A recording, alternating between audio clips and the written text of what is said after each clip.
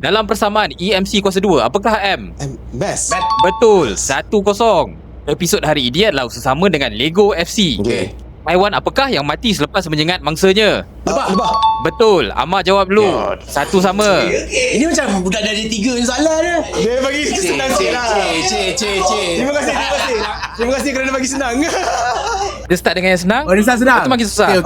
Okay. Siapakah yang memainkan watak Ethan Hunt dalam siri filem Mission Impossible? Ni aku tak tahu je. Tom Cruise lah. Betul. Ya Allah. Kita nampak the hero kan. Negeri manakah yang mempunyai gelaran Darul Makmur? Hang. Amar jawab dulu. Dua sama. Bang. Apakah logam yang paling ringan? Aluminium. Bukan. Lithium. Betul. Apakah organ terbesar dalam sistem saraf manusia? Otak. Betul. 3 sama. Perang apakah yang nama asalnya The Great War? World War One lah.